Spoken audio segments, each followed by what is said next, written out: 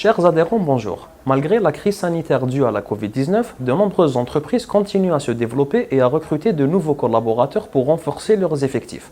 Le recrutement, souvent présenté comme une procédure simple, est en réalité très technique et nécessite la mise en place de plusieurs étapes afin de sélectionner les meilleurs profils à forte valeur ajoutée pour son entreprise. Avec nous aujourd'hui, nous avons Madame Sewsen Mazouni, responsable recrutement du cabinet El Corb RH, qui nous parlera justement des étapes à entreprendre pour réussir son recrutement. Madame Sewsen, bonjour. Merci d'avoir répondu présente à notre invitation. Merci déjà pour l'accueil, de nous recevoir dans vos bureaux.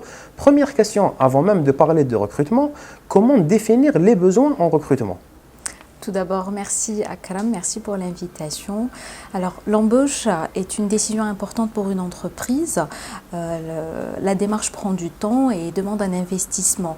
Et la décision est toujours difficile à prendre. Donc, il faudra faire le bon choix.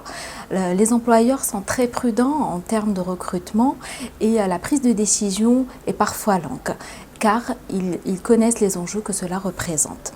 L'analyse des besoins en recrutement commence par des éléments simples, c'est-à-dire la collecte d'informations auprès des responsables des structures internes et l'utilisation d'éléments tels que l'organigramme, les descriptifs ou les fiches de poste qui permettront d'aller plus vite dans le choix.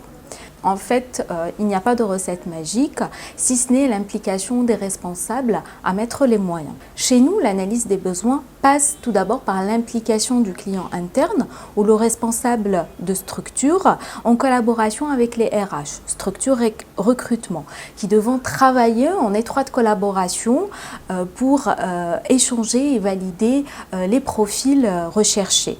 On a eu plusieurs cas où nous avions une vision différente, voire complètement opposée sur le profil recherché. Le responsable RH qui aura à gérer le recrutement doit cerner les besoins, connaître les enjeux du poste à pourvoir et avoir une connaissance parfaite des objectifs prédéfinis par le responsable de la structure. En réalité, le recruteur doit s'impliquer dans la stratégie de l'entreprise. Parfait, merci beaucoup pour toutes ces réponses. Deuxième question, si vous me le permettez, beaucoup d'employeurs savent qu'il y a plusieurs moyens justement pour faire des offres d'emploi. Selon vous, quel est le meilleur moyen pour diffuser son offre afin justement d'avoir les meilleurs profils ? Très bien. Donc, tout dépendra du profil. Si l'entreprise décide de faire évoluer l'un de ses collaborateurs, elle pourrait commencer par la diffusion de l'annonce en interne. Ce mode de diffusion a un avantage certain car les salariés connaissent l'entreprise, ses valeurs et ses projets. Et ça permettra une mobilité en interne au sein de l'entreprise. On pourra aussi parler de la diffusion en externe en passant par les réseaux sociaux. À l'ère du numérique, il est fortement conseillé d'utiliser la forme digitale ou bien faire appel aux sites d'emploi tels que les job boards ou bien faire de l'approche directe. Donc pour certains profils de managers, suite à la diffusion sur les sites et les réseaux sociaux, il est fortement conseillé de faire de l'approche directe car cela permet de mieux cibler les profils recherchés. Merci beaucoup pour tous ces éléments de réponse. Je suis une entreprise, j'ai identifié clairement mes besoins par rapport à l'organigramme, par rapport aux besoins de différentes structures. J'ai inséré une annonce sur les réseaux, via site, en direct.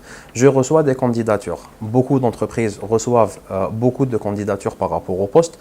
D'après vous, madame, comment justement analyser les profils des candidats pour en choisir le meilleur ? La bonne analyse du profil commence tout d'abord par la compréhension du poste et du métier. On commence toujours par analyser les CV et rencontrer les candidats dont le profil match avec la fiche de poste. Et les recruteurs doivent impliquer le client interne ou les responsables de structure de l'entreprise afin de cadrer, si besoin, le sourcing. Donc c'est un travail qui doit se faire vraiment en tripartite avec la structure concernée ou justement le client, la partie RH et le candidat pour choisir. Tout à fait, tout à fait. Parfait. Certains profils dont les compétences techniques sont validées par les responsables hiérarchiques, l'entreprise peut utiliser d'autres outils d'aide à la décision tels que les tests psychotechniques et les mises en situation.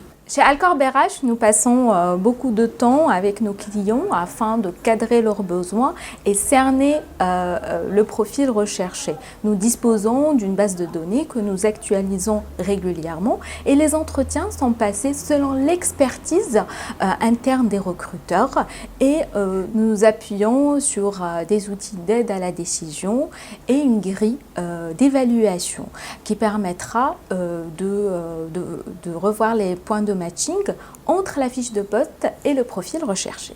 Parfait, merci beaucoup. Là, nous passons à l'entretien d'embauche. Comment préparer justement l'entretien pour le recrutement de son futur collaborateur et comment choisir le bon profil surtout? Alors, les entretiens sont préparés en amont par l'étude des CV et les entretiens téléphoniques.